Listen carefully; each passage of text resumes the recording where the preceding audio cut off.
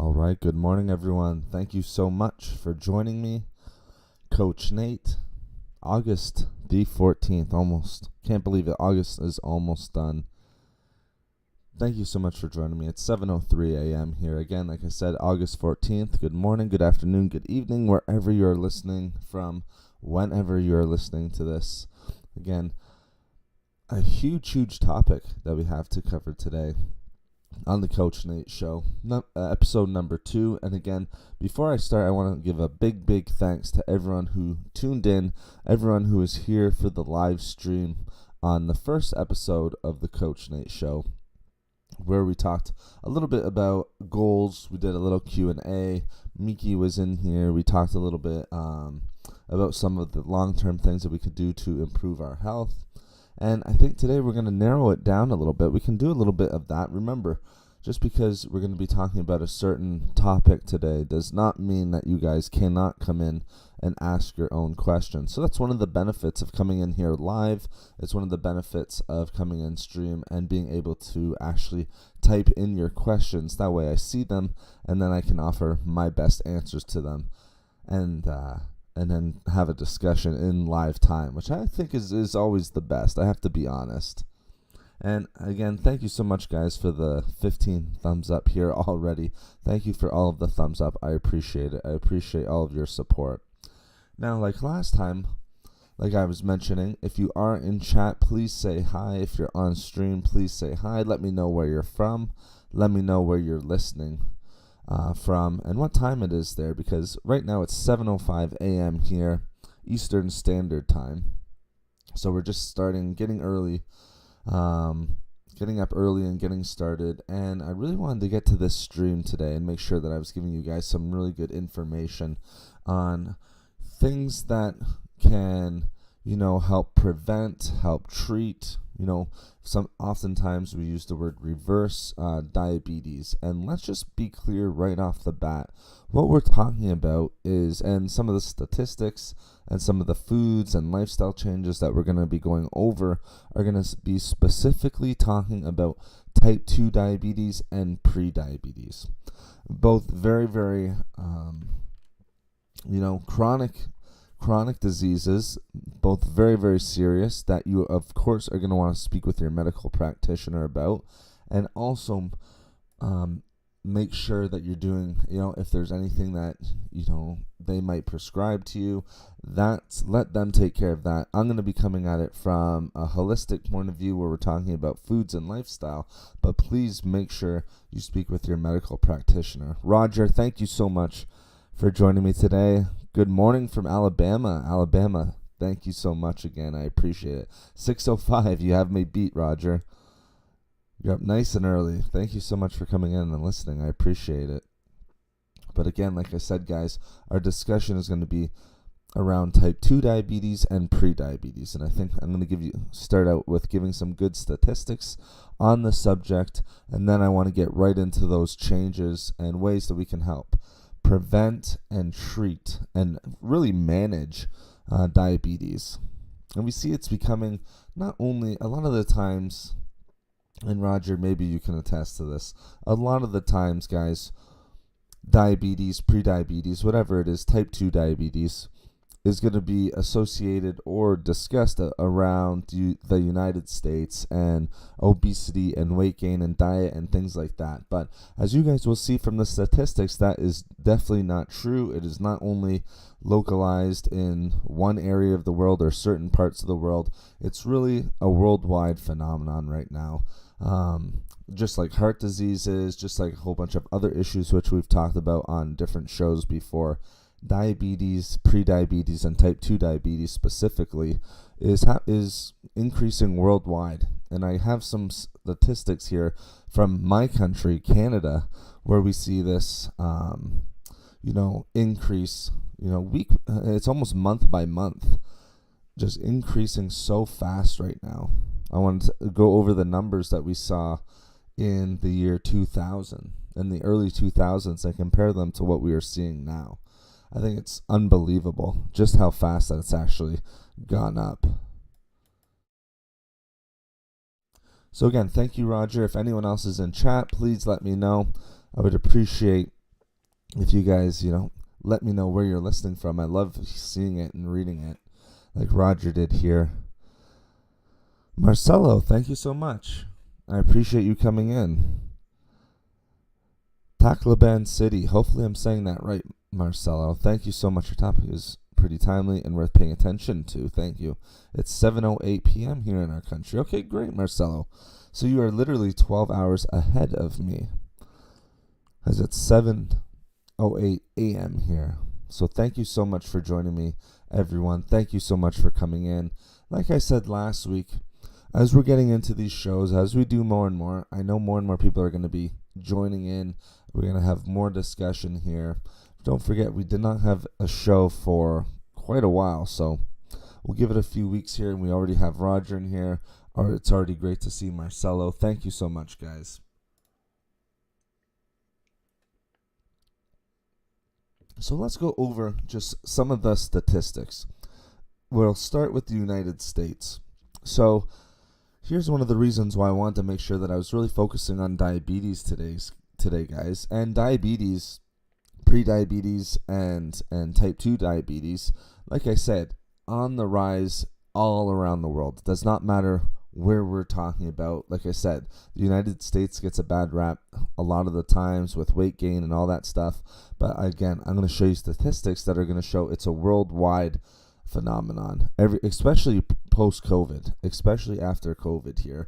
We're starting to see the numbers rise even faster. And again, that can be attributed to food, to especially lifestyle changes. So we want to make sure that we get those discussions in today, guys.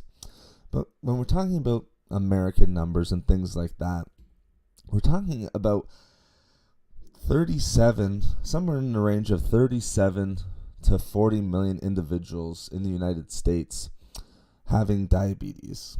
Okay, so about 1 in 10, and that now it's almost 1 in 9 right now, of Americans have diabetes. And of those individuals, the interesting thing, and this is why I want to keep it to type 2 diabetes or pre-diabetes, about 90 to 95% of those individuals, so 37 million to about 40 million, let's call it 40 million. So 90 to 95% of the 40 million Americans who do have diabetes have type 2 diabetes. Okay? Just think about that for a second. And remember, type 2 diabetes, we often before, in the 70s, 80s, early 90s, we were seeing type 2 diabetes most often developing in people who were over the age, or individuals over the age of 45, usually skewing more so to males than females, but not by much. It's not quite. Males are a little bit ahead than females, but even that gap is starting to close, where you're having just as many females now as males who are having type 2 diabetes. So before, we were seeing it mostly in individuals who were over the age of 45. Now, in the last 20 years, we're now seeing it in children. All right, so in teens and in children. So young adults are also developing type 2 diabetes, guys. Like I said, 40 million Americans have diabetes. Of the 40 million, about 90 to 95% type 2 diabetes, and that's diagnosed. So keep that in mind as well. About 1 in 10 Americans are diagnosed with diabetes. That does not account for those who are undiagnosed. So individuals living with it who haven't been diagnosed with it, who've been putting it off. Pamela, great to see you in chat from Nashville. Thank you so much. Great to have you in here. Nashville. Been hearing a lot of good things about Nashville. That's great. Again, thank you so much, Pamela. I appreciate it. So it's great to have you guys in here. Thanks so much for saying hi, letting me know where you're listening from. Roger, Marcelo, Pamela, thank you so much, guys. Okay, so I think the big takeaways there. We have about 40 million Americans with diabetes.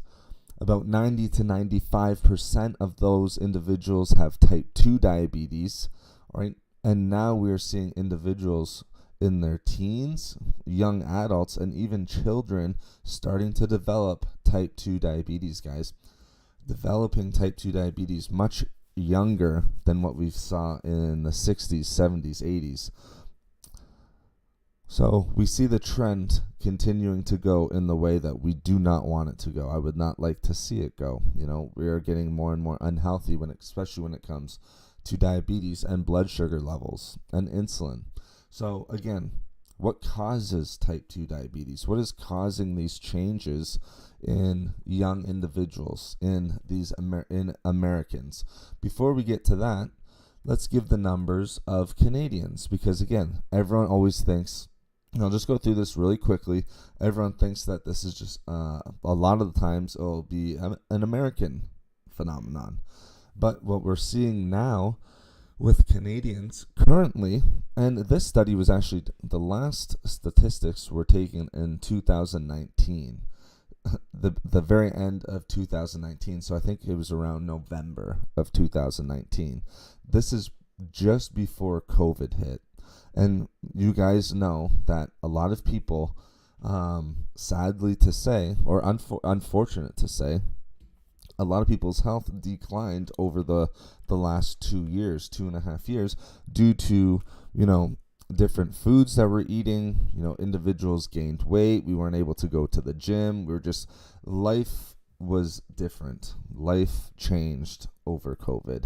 A lot of the things were out of our hands. We could not go to gyms. We had to stay indoors. So our active lifestyle changed dramatically, and we'll talk about the lifestyle changes. One of them has to be lifestyle, right? And we saw that over COVID. So in Canada as well, about 9%, over 9% now of Canadians are living with diabetes. And again, when you think about that, that's very, very close to the percentage of individuals in the United States. And I wouldn't be surprised if it was closer to almost 10% at this point, guys. Like I said, this study is, almost 3 years old now. Almost 3 years old. It's coming up to being 3 years old, and it's post-COVID. And being in the field that I'm in, like I tell you guys all the time, I've worked with hundreds of clients. I'm working with clients now. A lot of individuals had weight gain over COVID-19, weren't active over COVID-19, we're eating more sugary foods and things of that nature. So, I wouldn't be surprised, now that we're at 9%, if we're starting to creep up, and it would just be following the trend from the year 2000. If it's been creeping up to probably almost around 10%, to be honest. At that time, so back in 2019, pre-COVID, there was about 550 new cases being diagnosed every single day in Canada. So it was skewing more to males. It was about 9.5% males, just over 8% females. But again, like I told you guys, that gap is starting to close within the last year. We're starting to see more females. Overall, more individuals are getting it. But that gap, that about 1.5% gap, is starting to close. Females are unfortunately starting to catch up to males when it comes to diabetes and pre-diabetes. And again, thank you for the thumbs up, guys. I really do appreciate it, and I appreciate the support. So kind of interesting, in Canada, unfortunately, we also are dealing with a rise in the prevalence of diabetes. And just to give you some context, right now, like I told you, we're at 9%, just over 9%. And like I said, that's diagnosed. And it would be interesting to see what the numbers are at the end of 2022 after going through everything what we've done over the last 2 years. But if we look at the year 2000, all right, this was from 2000 to about the end of 2019. So let's call it 2020. So over the course of 20 years, back in 2000, the total percentage, so the total number of cases was under 2 million. Okay. It was about just over 1.5 million. Oh, sorry. It was not quite 1.5 million total cases of individuals with type 2 diabetes, So it's probably about 1.3 million. In 2016, so this didn't even go all the way to 2019, so that gave you about a percentage of, it was about 3.5%, a little bit less than 3.5%. Fast forward that 16 years later, you see over 8% and over 3 million individuals with diabetes. It's about 3.2 million individuals. Again, if you take that into consideration now, I think you'd see a percentage around 9.5%. So over 20 years, that's a huge increase. You've gone from about 3.3% to somewhere around 9.5%, 9.5%, just in 20 years. Unbelievable. Just think, well, if that is occurring, just think, where are we going to be in 10 years from now, in 15 years from now, in another 20 years? And I'm pretty sure that those statistics, that increase from 2000 to 2020 is very similar all around the world, is very similar in the United States. But here in Canada, where a lot of individuals and a lot of other countries, we're looked at as a very healthy society, and we are in a lot of ways. But when it comes to diabetes, we see, like, the numbers don't lie. 3.3% in 2000, now in 2016, over 8%, and in 2022, coming up to the 2023, would not be surprised if we're edging up to about 10%, 9.5%, 10%. It would just be following the trend. It's exploded. The number of new cases every single year are exploding. Literally, hundreds of thousands of individuals every single year are being diagnosed with diabetes. So the numbers don't lie, guys. This is why I wanted to get into this topic today and talk about diabetes. So again, it's not just a United States thing. It's a global, endemic, pandemic, whatever you want to call it. And here in Canada, we're dealing with a lot of the same things. So we need to be healthy. We need to make sure that we understand that this is happening all around the world, guys.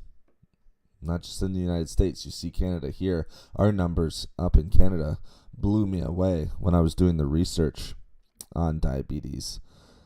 Blood sugar levels are just increasing, and I know individuals who are dealing with diabetes, and they're young, and a lot of the times it has to do with lifestyle. A lot of the times it has to do with the foods that they're eating, and that's why we're going to get into the topic today. Now, again, before we get into the foods and lifestyle changes, just very quickly, again, a lot of people don't really know, what is the cause of type 2 diabetes? Well, it's all surrounded around glucose and insulin. Insulin, again, a hormone. So again, I'll talk about in other chats or in videos about, insulin and the increase of insulin. We have to remember that insulin is a hormone. It's made by our pancreas, all right? So insulin, very, very much connected with type 2 diabetes, with diabetes in general. But remember, keep in mind that it's a hormone made by our pancreas, right? And it sort of acts as almost like, we could call it like a key letting blood sugar into cells. That way we can use insulin and glucose, all right, for energy. All right, so insulin sort of allows that sugar into our cells so our body can use as energy. And that's why insulin and glucose, you hear it so many times when talking about diabetes or anything of that matter, which we're going to get into right now. All right, so if you have type 2 diabetes, even if you have pre-diabetes, unfortunately, when it comes to insulin, your cells don't respond like they should be, like someone who doesn't have type 2 diabetes or pre-diabetes. All right, it doesn't respond normally to insulin. This is called insulin resistance. You guys have probably heard of it. It's a very popular term. You'll see a lot of videos on it. A lot of the information out there can be a little confusing, but we have to understand Let's keep it simple.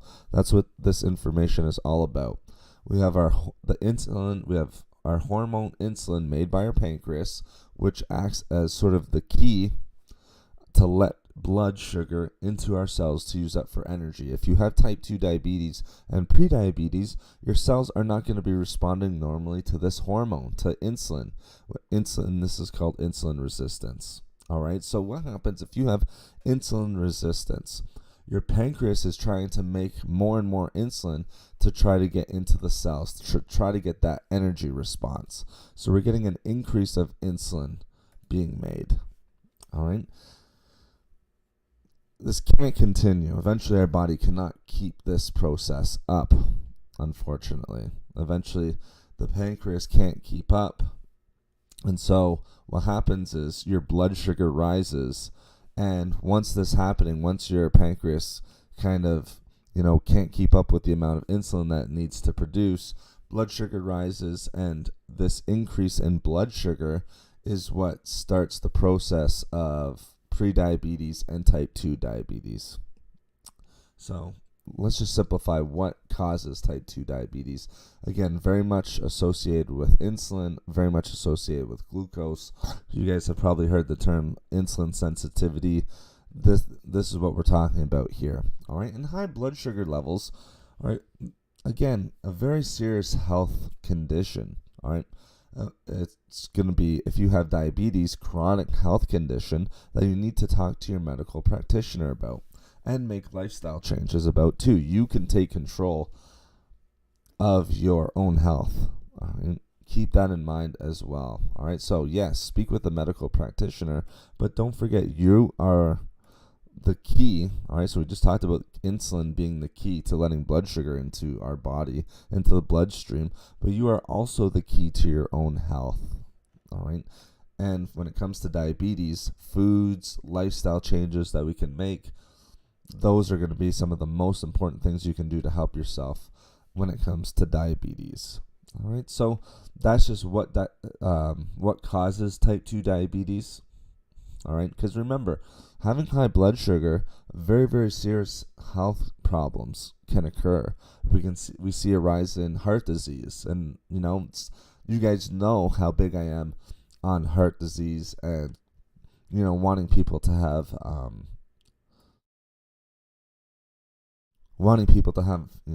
increased heart health. That's why I do so many discussions on it. That's why I do so many videos on it. But we see the rise of heart disease occurring. We see the rise of kidney disease occurring as well. I've done a lot of videos and a lot of discussions on kidney disease. Well, some of the complications that can occur from high blood sugar and from diabetes, type 2 diabetes and prediabetes, both are an increase in heart disease and kidney disease.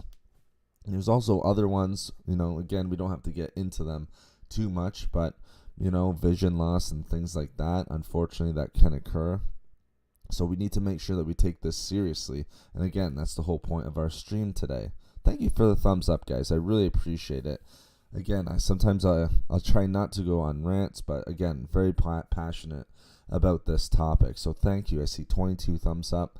Thank you, everyone. I hope you're enjoying the show today. And again, we'll continue with our type 2 diabetes and prediabetes discussion. So that's what causes type 2 diabetes, guys. Let's just quickly go over what are some of the symptoms, and then we'll get into some of the foods and lifestyle changes, guys. Remember, you are the key to your health, all right? You are the one who is controlling, all right? You're the one who are controlling your health. Remember, there are things that you can do to maintain your health and to improve your health. And when it comes to diabetes and prediabetes, type 2 diabetes, remember, type 1 is a little bit different, all right? Type 1, you're going to need definitely to be monitored by a medical practitioner, all right? Again, like I stated at the very beginning of this discussion, we're focusing around type 2 and prediabetes. But again, you are the key, guys. You guys are the driving force to your own health. And again, if anyone else is in chat, you want to let me know where you're listening from, say hi, please do so. I always love to hear that. And, we've already had some great people in here as well, from all over the world, from Alabama to Nashville to, I believe, Philippines. That it's just great to hear everyone wanting to improve their health. So let's just talk about what some of the symptoms are. All right, first, again, what you're always going to want to do if you're starting to feel like you have symptoms, even if you're concerned about type 2 diabetes or pre-diabetes, first thing you have to do is see your doctor, because you have to get your blood sugar tested. That's the best way to do it. Other people might say otherwise, but you have to see your medical practitioner, see your doctor, get your blood sugar tested. All right, if you're concerned about having high blood sugar levels, so increasing which is going to increase your risk of type 2 diabetes and pre-diabetes, or if you have some of the symptoms like constantly being thirsty, always feeling dehydrated. That's a very common symptom of individuals with type 2 and pre-diabetes. All right, if you're urinating a lot, all right, so if you're the amount and frequency that you're urinating, or at least the feeling of it as well, is increasing often at nighttime, then those are some of the things that might be one of the reasons why you want to get your blood sugar tested.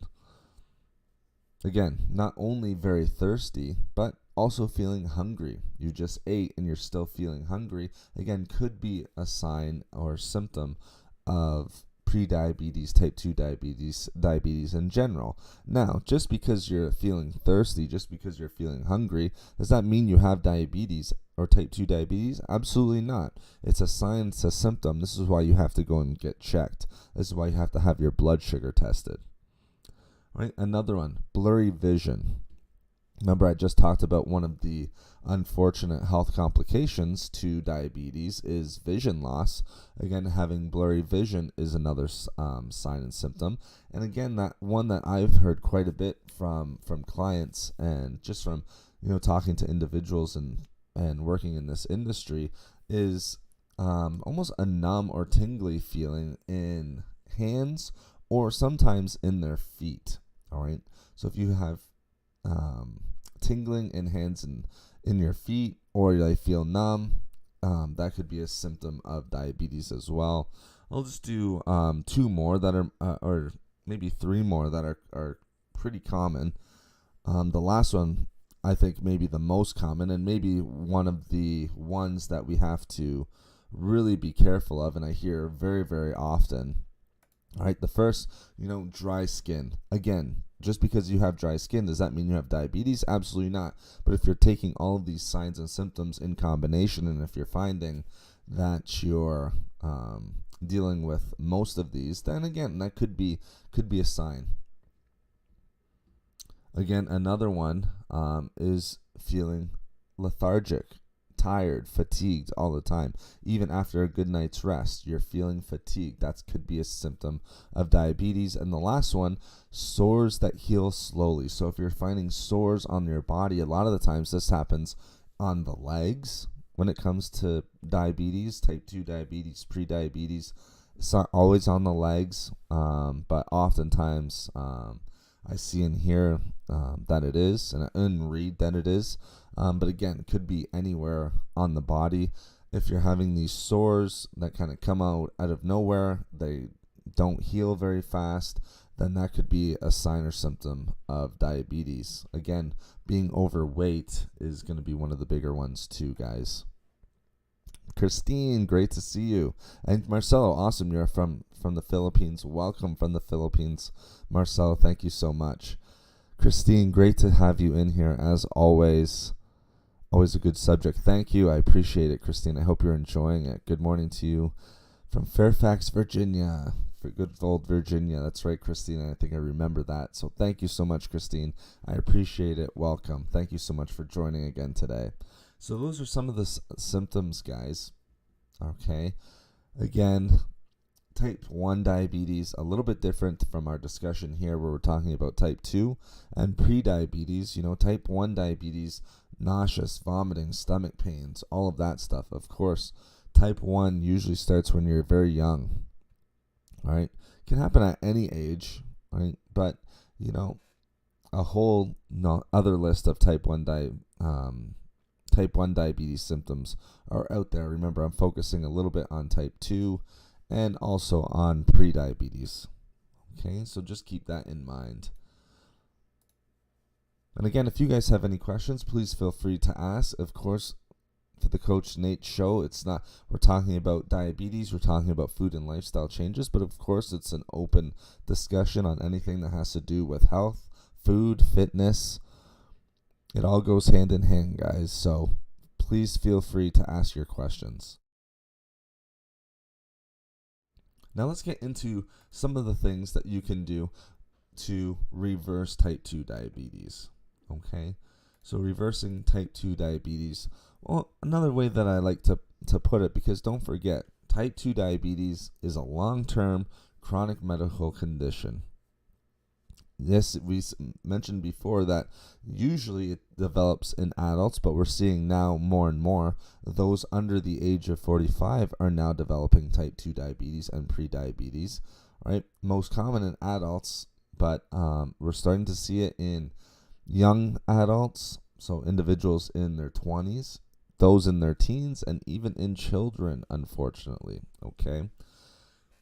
So again, some of the signs and symptoms that we just talked about, those are some of the ones that you're going to see, but most prevalent, all right, one of the biggest contributing factors to type 2 diabetes and prediabetes, guys, something that we just can't get away from, we have to talk about, is going to be being overweight and obesity, okay?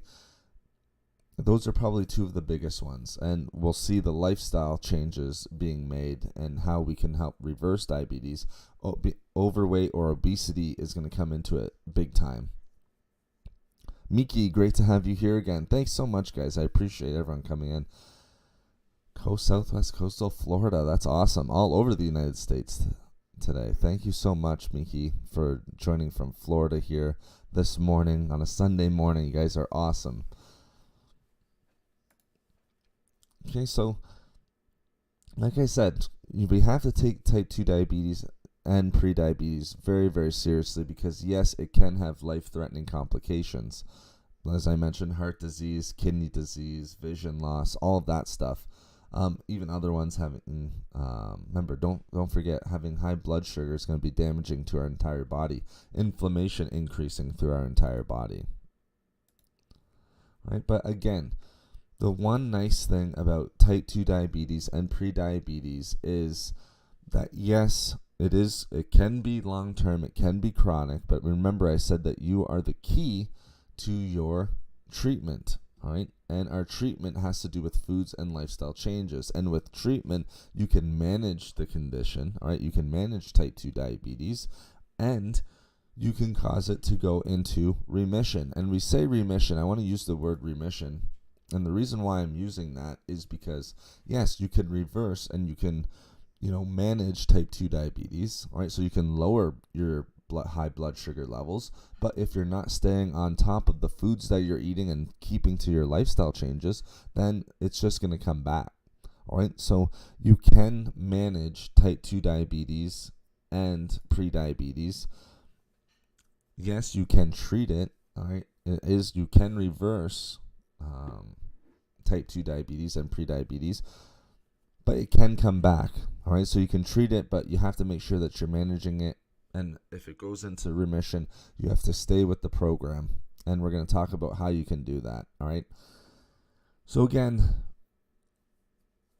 for the first things first, we have to know if you have it. So again, the best way to do that is by going and get your blood sugar levels tested.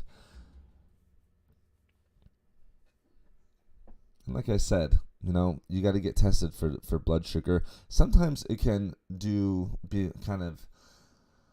be associated with foods and lifestyle changes and lifestyle that we're living. Sometimes it can be genetic factors as well, guys. I don't want to sweep that under the rug and not discuss that, but yes, it can be genetic factors as well. But again, these foods and lifestyle changes are very, very important. All right, so again, keeping it under control is what we want to do. All right, because if we're not keeping it under control, if our treatment isn't being stayed with, then blood sugar levels can rise very, very easily again. All right, it's not hard. We can spike insulin, we can spike glucose very, very easy with the foods that we're choosing to eat. And we'll talk a lot and go over a lot of different foods that you should be eating and you can eat to help reverse diabetes and to improve your overall health. All right, so how do you treat diabetes? What are some of the lifestyle changes that we can make? Let's get right into it now, guys. All right, we've talked about what it is. We've talked about what the symptoms are. We've talked about some of the statistics. So what are some of the lifestyle changes that we can make if we want to reverse or, at least treat type 2 diabetes and prediabetes and help it to go into remission? Well, the most common one and probably the best chance you're going to give yourself to have type 2 diabetes and prediabetes reverse itself or go into remission is weight loss. So and I mentioned that before, if you're obese or overweight, you're increasing your chance of developing type 2 diabetes or prediabetes greatly. So the first thing you're going to want to do is maintain a healthy weight, a moderate weight, just because we already know and through studies that having excess fat, all right, so obesity, all right, having excess fat in the body affects how the body produces and uses insulin. And we already talked about how important the hormone insulin is when it comes to diabetes and prediabetes. So again, the first one is going to be maintaining a healthy weight. And again, maintaining the healthy weight for a number of reasons. Again, you're going to help reduce some of those complications. You're going to put type 2 diabetes and prediabetes into remission. But we already know that if you are obese and you're dealing with, being overweight, let's say our diet isn't in order or we're making poor lifestyle decisions, we already know and we know through the science that excess fat is going to affect how the body produces and uses insulin. And remember, it uses insulin as an energy source, so it's made by the pancreas. Remember, if you're having high blood sugar levels, all right, sometimes your pancreas is going to go into that overdrive mode where it's trying to create more and more insulin to the point where it just can't keep it up, and then we develop insulin resistance, which we've talked a little bit about already. So we need to make sure that weight loss, having a healthy, moderate weight, that's one of the best things that you can do for yourself.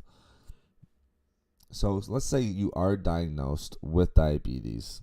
All right, the best thing that you can do right off the bat is try to lose weight. All right, we see that in numerous studies, and that's why I offer, my services to individuals, either through nutrition planning or fitness programming, or one-on-one discussions, consultations with individuals, just because you can, like I said, have type 2 diabetes and prediabetes go into remission, and you can change your own health. So that's why I offer one-on-one coaching, one-on-one consultations with individuals. And it's, like I said, there's things, you are the key, all right? But sometimes you need someone to help you get started. But once you get started and know what you have to do to help reverse diabetes and put it into remission, then you can start to make the changes yourself. All right, so that's where I come in. And if you're interested in that, guys, let me know. I've worked with individuals here on the channel before.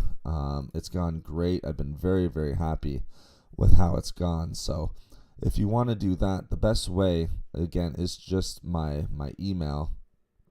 Let me put my email just in chat real quick.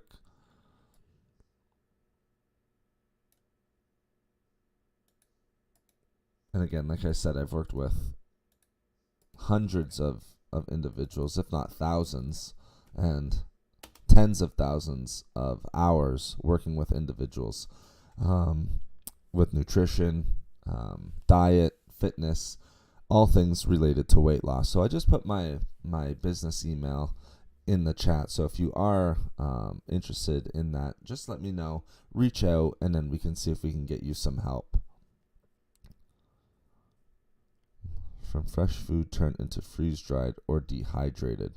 It's a great question, Miki. It depends sort of what, freeze-dried or dehydrated. Yes, you're going to lose some of the nutrient value. How much sort of depends on what what foods you're actually freeze-drying or dehydrating. Of course, there's going to be a little bit. It's the same thing if you boil. If you boil certain foods or vegetables or things like that, of course, nutrients are going to be lost. I say this, though, all right, and a lot of people will leave comments on certain videos if I say to boil something. Again, I never really in my videos talk about boiling or drying or freeze drying or dehydrating or anything like that. I never talk specifically about boiling something, because that's the best way to eat it. A lot of the times individuals won't have certain foods unless they've cooked it or produced it in a certain way. So just to give you another option, so I just want to throw that out there really quickly. I'm not saying you should be boiling everything or dehydrating everything or anything like that. It's just going to give you another option and put it into your diet. It's better to have it in your diet than not in your diet. So it's just to give you another option. But how much of the nutrients are lost from fresh food turned into freeze-dried or dehydrated? Again, it's going to depend on what foods you're dehydrating. And it's going to depend what nutrients you're discussing. There's going to be more nutrients lost than others. Vitamin C, when boiled, is going to be dramatically reduced. So if you had to choose, or Miki, if you had a choice, fresh food is always best, of course, but there will be nutrients lost. How much? Again, I can't say for certain. Again, depending on the process. But again, it's going to be important that you're getting those healthy foods into your diet. So if you do have to freeze dry or dehydrate them in order to make them last longer, then you're going to have to do that, because if you don't, you're not going to have them in your diet to begin with. But just know that, yes, there will be some nutrients lost, but sometimes you have to go through that process in order to keep it in your diet. Again, I can't say how much for certain and get into specifics just because I don't know about the specific food, but just keep that in mind. Yes, fresh food is better, but if you have to freeze dry or dehydrate or boil, whatever it may be, it's better to have it in your diet than not. I ate only raw vegetables for 2 to 3 weeks and I'm no longer type 2. Well, there you go. Sunny, thank you so much for coming in and sharing that with us. It's great to have you in here, Sunny. Thank you so much. And here's Sunny, an example of someone who has type 2 diabetes in remission. So thank you, Sunny, for coming in and for sort of backing up some of the claims that I've made. So you ate just raw vegetables for 2 to 3 weeks. Again, that's Sunny's experience. That's awesome for you, Sunny. It's so great to hear you say that. Again, do you have to just eat raw vegetables? No, it worked for Sunny, which is great. There's other foods that you can eat. That worked best for her, perhaps. Maybe that was advice given to her by her medical practitioner who knows her medical history. And so it worked for Sunny. Sunny, congratulations to you. And Miki, I hope I was able to answer your question there. I'm sorry I can't get into specifics, just how much of the nutrients are lost. We know quite a few are lost in the boiling process, but freeze-dried or dehydrated, yes, there will be nutrients lost from fresh food, but again, it's better to have in the diet than not. Okay, so thanks for those questions, guys. Of course, ask your questions. That's what I'm here for. Thank you so much, and thank you so much for the 31 thumbs up. Man, that's just flying up. The last time I looked at, we're somewhere in the 20s, and now we're over the 30s. Thank you so much. I appreciate it, and I appreciate all of your support, guys. So the first thing that we can do is try to lose weight. All right, it should be the first thing that we're trying to do.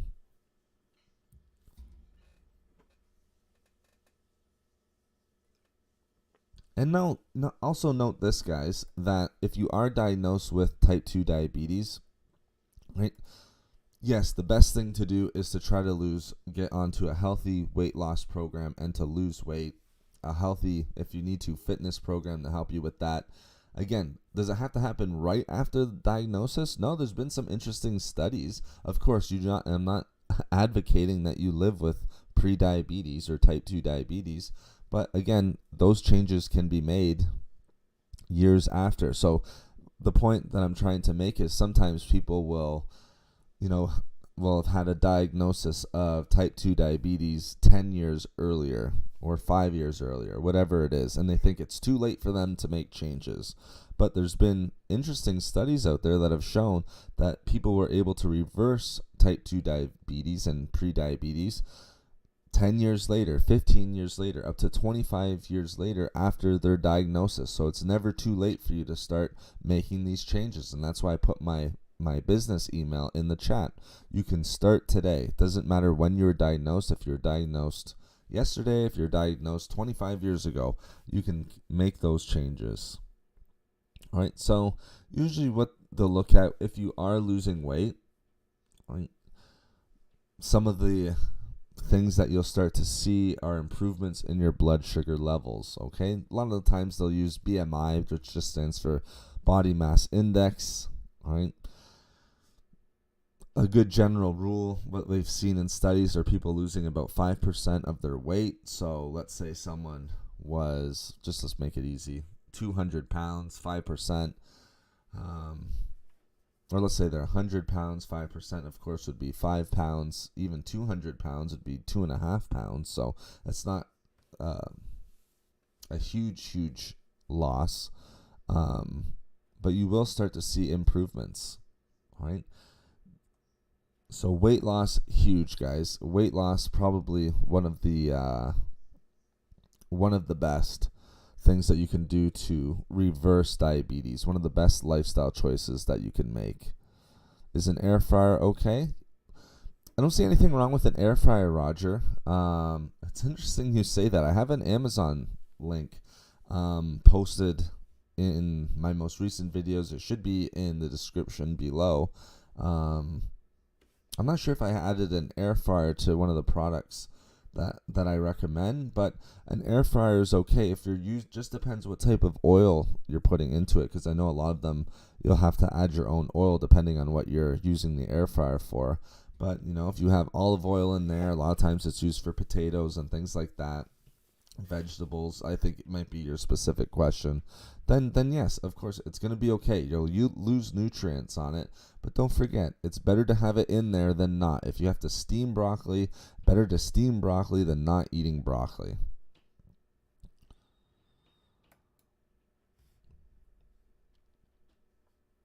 Okay, so another, just keep in mind, one way that we can put type 2 diabetes into remission, pre-diabetes into remission, is weight loss. All right.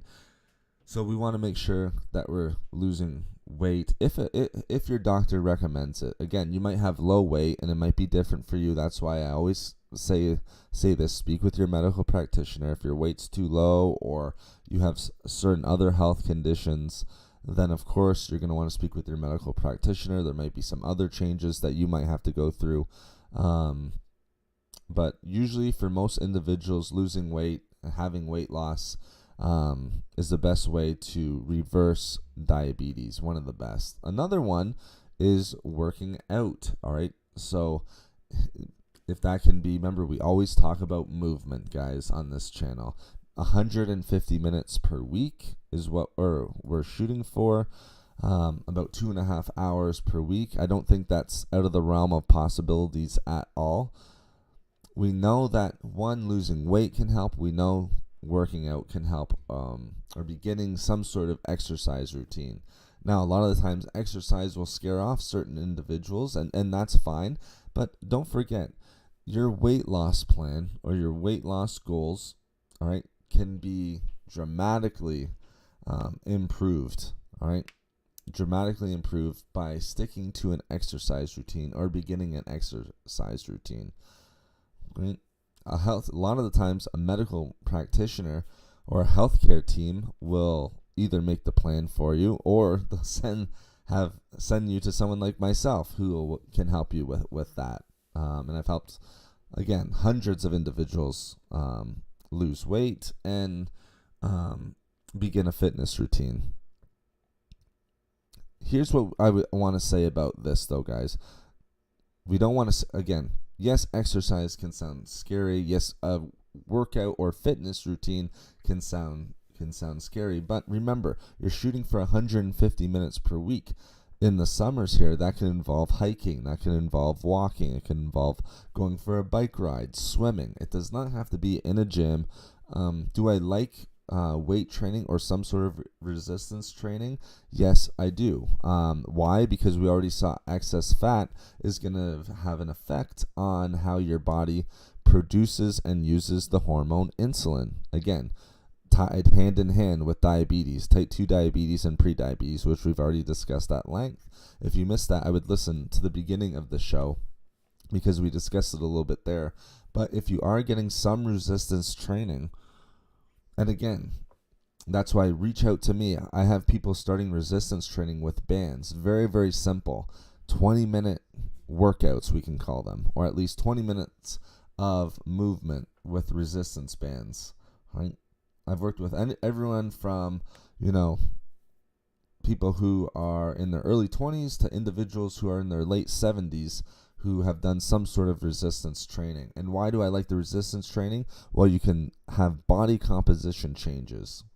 You can lose body fat and you can put on a little bit of muscle. And again, it's not like you're bulking up and putting on 15, 20 pounds of muscle. We're talking about 1 to 2, maybe 1 to 3, maybe 5 pounds of muscle over the course of, let's say, years, all right, depending on what your goal is, all right. It's not just you're not going to get 1 or 2 workouts in and then automatically put on 5 pounds of muscle. Unfortunately, it does not work that way. Just like you won't lose, if you have to lose 30 pounds, you won't lose 30 pounds over the course of 1 week.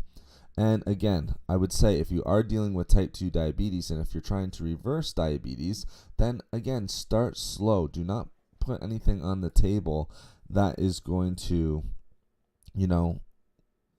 make it harder for yourself. You want to do what we call sort of SMART goals, things that are realistic. Start slowly. Aim for just a couple, short workouts a week, a couple times a week. All right. So maybe you're getting, 3, let's just say 3. Let's say you don't even start with 150 minutes. Let's say 3 20-minute walks. All right. You can always increase both the duration, the frequency, and intensity of those workouts or, your exercise. All right. So frequency, how many times a week you are working out. All right. The duration, how long, and then the intensity. Let's say if you're going for a walk, maybe you get your route, you try to do 5 minutes faster, or you add some sort of hills into your walk, make it a little bit tougher that way. You can always increase. I would start slow, guys. Start slow. That way, you're kind of starting off on your exercise journey in a way that you can maintain. A lot of people will fall off. All right. Now, why do I suggest that you should be starting some sort of exercise routine? All right. Well, one, it's important for your overall health. Also, it's going to help you lose weight and start to reverse symptoms and help treat type 2 diabetes and prediabetes. All right. Also, the thing with working out is it can help to avoid blood sugar spikes. All right. That's one of the things that we want to try to avoid. We don't want to be spiking our blood sugar. Again, that's going to put our pancreas into overdrive, start creating more and more insulin. Again, that can't continue. That process can't continue on. And again, you're going to run into problems of insulin sensitivity because of it. So that's nice that we can help to lower the risk of blood sugar spikes by exercising. Studies have shown that can happen if we aim to exercise at least every 48 hours, so every other day. And the other nice thing is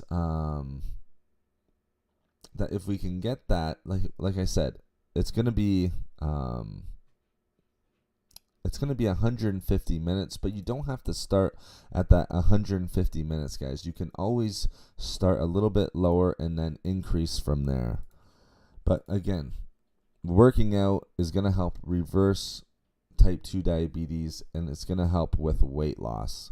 Because with weight loss, remember, you have to take in less calories than it takes to maintain your body weight. So again, you look at your BMR, your basal metabolic rate, add in how many calories you're burning through the day, and that's your TDEE, your total daily energy expenditure. So you have to be below your total daily energy expenditure. So just how many calories are you burning per day? And that's going to depend on a number of different factors. And again, that's where I come in. Not to make it too boring, but again, you have to be below that number. You have to be in what we call a calorie deficit in order to lose weight. So a nice way to get into a calorie deficit is, yes, we could eat less, but we could also move more, or you could do both. All right, so eat less, move more. If you're moving, you're burning calories, so that's going to help get you into a calorie deficit. If you're eating at your maintenance level, you'll stay the same way. If you're eating a surplus, all right, that's what would have gotten you to be overweight or dealing with issues of obesity, because that's going to make you gain weight if you're eating a surplus of calories. And again, if there's any other questions, guys, please feel free to answer. So again, weight loss, working out, start slow with the working out, guys, especially if you haven't in a number of years, or if you haven't at all. Reach out. Again, that's my job. I work with individuals every single day on those two topics. Now, we also need to check what we're eating. All right, we need to make sure that we're eating nutrient-dense foods. Okay, so what are some of the best foods? All right, Sunny has already mentioned that she ate, I believe it was raw vegetables. Yes, raw vegetables for 2 to 3 weeks. No longer type 2. All right, so there we go. So we have one person in chat, like I said, who has shown that, she reversed or put into remission her type 2 diabetes. Now, we need to make sure, first and foremost, that we have a diet that is nutrient dense. So we have a diet that has a ton of different nutrients in the diet. All right, if you want to help get type 2 diabetes into remission. Again, a nutrient dense diet plan, all right, and something I've made, I can't even count how many times, a lot of times. All right, again, it's going to help you to manage those symptoms. It's going to help to maintain a moderate weight. It's going to help boost your energy, which can allow you to continue your fitness journey. All right, so we want nutrients. So nutrient-dense foods, that's why probably it worked for Sunny so well, because we know raw vegetables are very nutrient-dense. All right, so first and foremost, we need to start thinking about nutrients. All right, we want all of those vitamins, minerals, antioxidants, fiber, phytonutrients. The list goes on and on. I can go on and on from there. All right, we need to have a breakdown of proteins, healthy fats, carbohydrates, depending on what type of diet you're on. Again, a lot of people will think keto. All right, why don't I just go on keto if I'm trying to manage diabetes? But again, do you have to go on keto, a ketogenic diet, where you're cutting out all carbohydrates so that you're not spiking insulin and glucose? Because that's the main point of keto. Also, a lot of individuals will ask about keto because a lot of people are losing weight on keto. But again, you can lose weight on any diet. So again, people will ask me, if I'm trying to reverse type 2 diabetes or pre-diabetes, should I go on a ketogenic diet? Well, the answer is any diet can work for you. Yes, a ketogenic diet can definitely help, but do you have to go on a ketogenic diet? Absolutely not. Any diet will work. Like I said, as long as you're getting your nutrients in, as long as you're not spiking your blood sugar levels.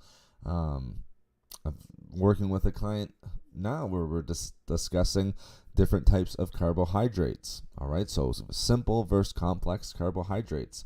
All right, so not cutting out all carbohydrates. All right, and again, these are all just my suggestions. All right, again, working closely with their own doctor as well. All right. So not cutting out all carbohydrates, it's not a matter of if, it's just what type of carbs are they having in their diet. Again, I always like complex carbohydrates, slow digesting carbohydrates that aren't going to spike your blood sugar levels.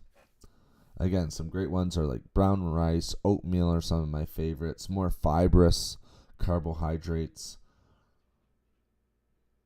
Again, you're gonna want to stay away from sugars, of course, one of the worst things.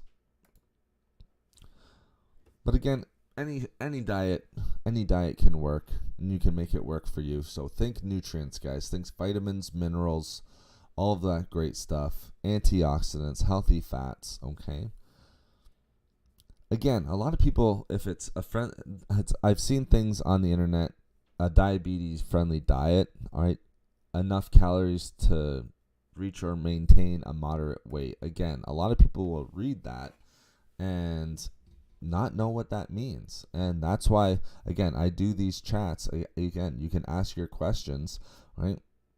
If I knew your weight and what your sort of daily routine is, if you were working out, if I knew your height, I would be able to ballpark your total daily energy expenditure. So how many calories you would need to be eating to maintain your weight, and then you drop from there, and then you're able to achieve weight loss. Right? Reading that type of stuff is not going to help. A lot of people will try to help, and it's great that they are trying to help, but if they say cut calories so that you're losing weight, well, a lot of people are going to be looking at what they eat and, how much should I be eating? And a lot of times they don't eat enough and they can't stick to it. You need to be able to stick to it, guys. That's the most important thing.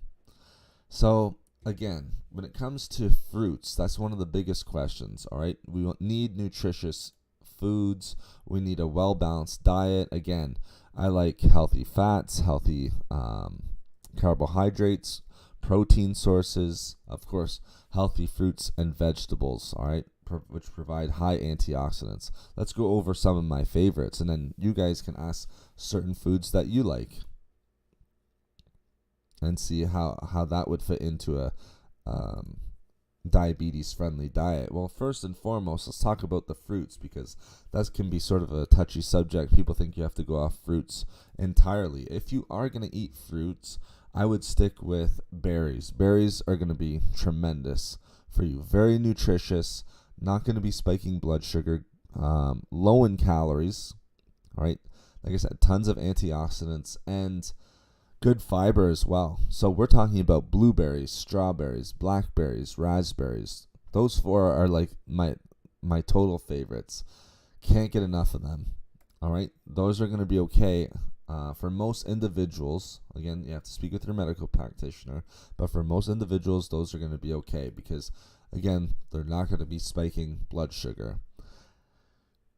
Again, another one, you guys, if you've listened to me long enough, you know my favorites, apples and pears. Why? Because they're lower GI and they have lots of fiber in them. Pears specifically, or I think pears are great, very underrated. All right, so things like berries, apples, pears, to a certain extent oranges, yes, but I would stick to the other ones more so.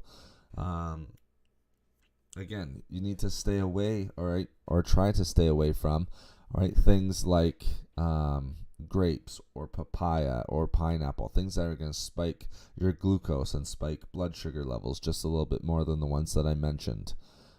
All right, now some of the other ones that are going to be important are, of course, like Sunny brought up, we need vegetables. We want vegetables in our diet, all right? Just like we want healthy foods, all right? We need healthy vegetables. Again, leafy green vegetables are great. You can sort of add your favorite vegetables in there. Anything from broccoli to bell peppers, guys, all right? Anything from, let's say, cauliflower to asparagus, all going to be great for reversing and treating diabetes, putting diabetes into remission, type 2 diabetes and prediabetes. All right. Now, when it comes to carbohydrates, remember the things that I said that I liked the most were brown rice, oats, quinoa, lentils, beans, things like that. I think those are tremendous choices if you're trying to reverse type 2 diabetes or prediabetes, right? Things that are high in fiber that are slow digesting carbohydrates. Again, I would keep them in moderation if you can. I would go a little bit higher on the healthy fats and the proteins, and then also your vegetables, of course. But again, you do not have to cut out carbohydrates entirely. So I'm a huge fan of those foods.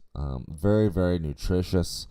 Like beans and lentils, off the charts in the amount of nutrition they have. Same thing with quinoa, brown rice, of course. But then also good fiber levels, and that's going to be important for diabetes as well. Because don't forget, those carbohydrates, the ones like beans are tremendous for their amount of fiber in them. Having that fiber is going to slow down the absorption rate of carbohydrates into the bloodstream. So blood sugars, sugar into the bloodstream, sorry.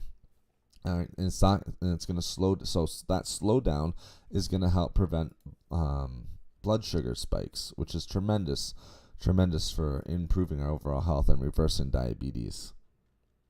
Now, something else that you're going to want, all right, healthy fats. So what are some healthy fats? Well, one, I would suggest that we try to have omega-3s. I think omega-3s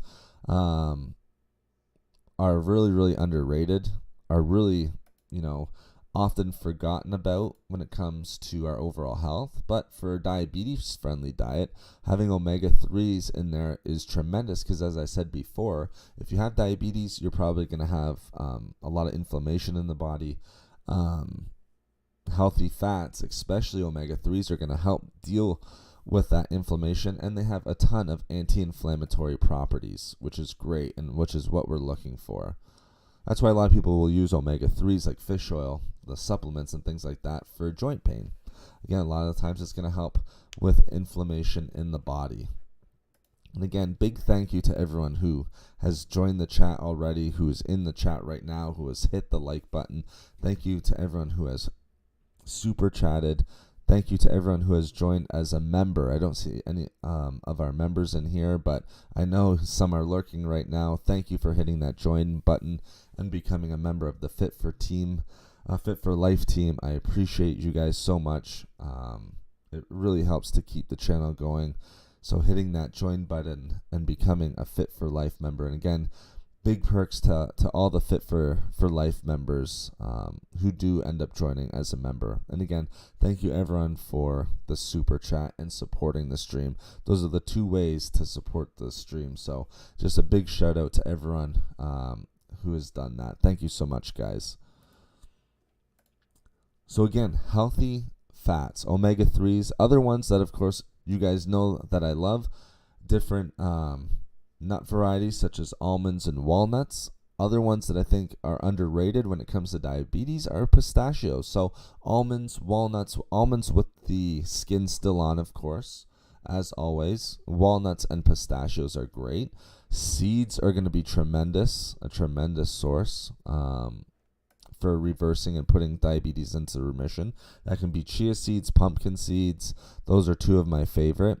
When it comes to protein-rich sources, we need to make sure that we're having lean proteins, guys, as often as possible. Some people will suggest that you have, if you're on keto, it'd have to be the fattier the better. But if you're not on keto, then of course, like lean proteins such as poultry, so different chicken, fish is great.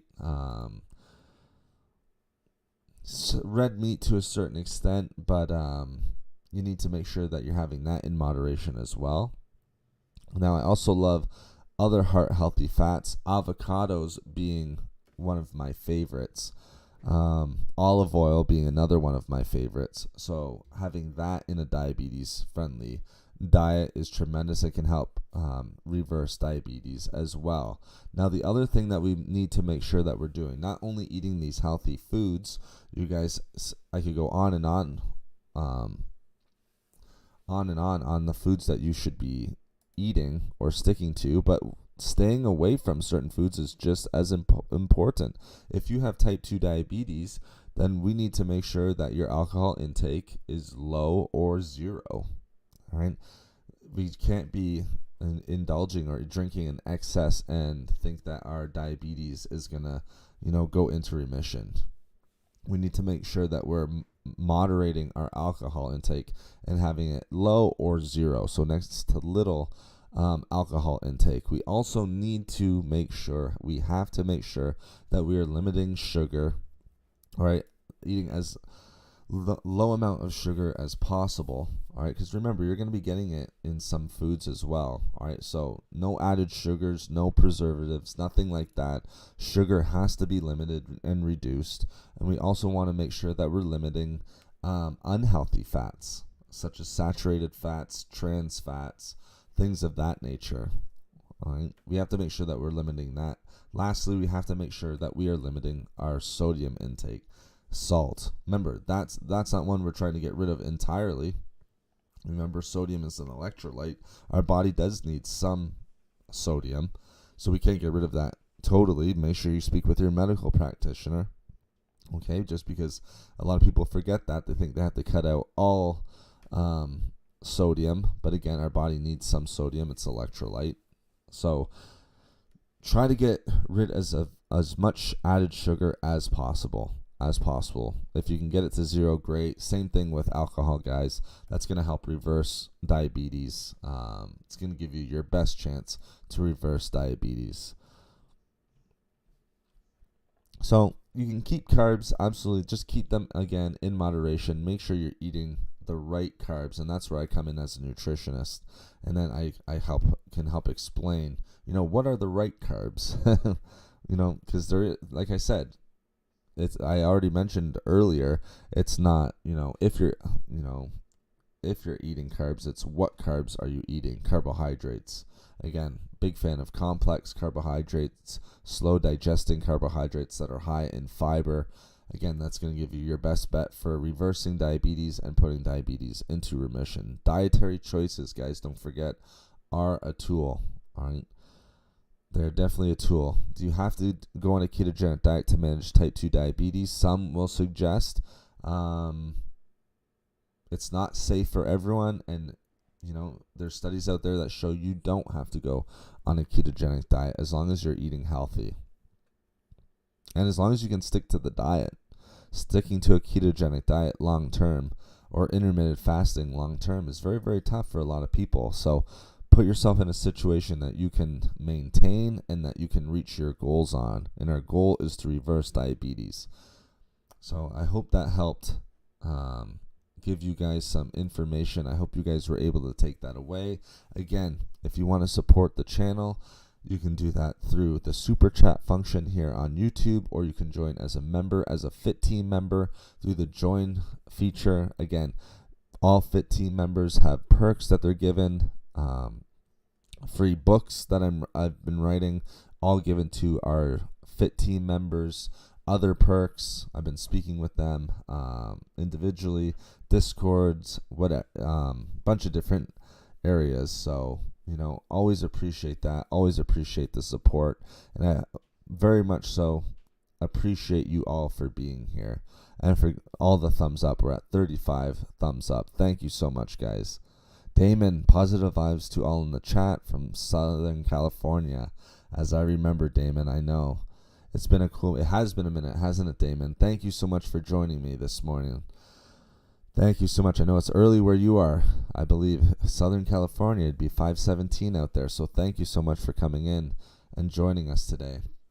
So that's going to be our discussion today, guys. Ended up going a little bit longer than I had thought it would, but sometimes there's just so much information to get out there, so many things that you need to discuss.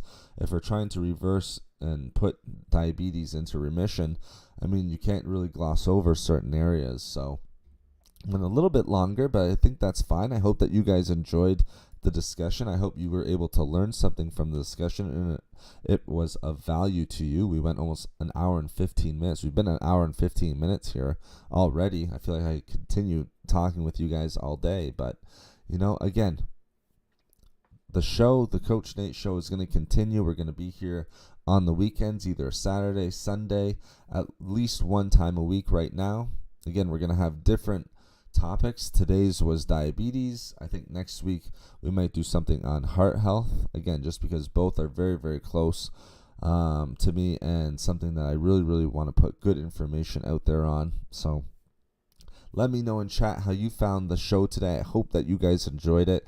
I hope that you found it of value. And just remember, if you have been diagnosed with type 2 diabetes or pre-diabetes, remember with that study that was out there and I brought up earlier, people were able to reverse over the course after 25 years, they found out. So it's never too late to put type 2 diabetes or pre-diabetes into remission. And remember, you are the key to your health. You are the key to your success when it comes to your diet, being physically active, and all of that great stuff. And for your overall health. So thank you so much, guys. I appreciate all of you. It's been a great show. Again, we're not going anywhere. Like I said, it's going to be at least our weekly show here. Next week might do heart health. That's what I'm kind of leaning towards. Or I have all my research for that, so we might be doing that, but it might change. I'll make sure I give you guys a heads up when the show is going to start, and then we will have our discussion then. So thank you so much, guys. I hope you enjoyed it. I hope you guys have a great rest of your Sunday and have a safe and healthy week, and I will talk to you next weekend, guys. Take care for now.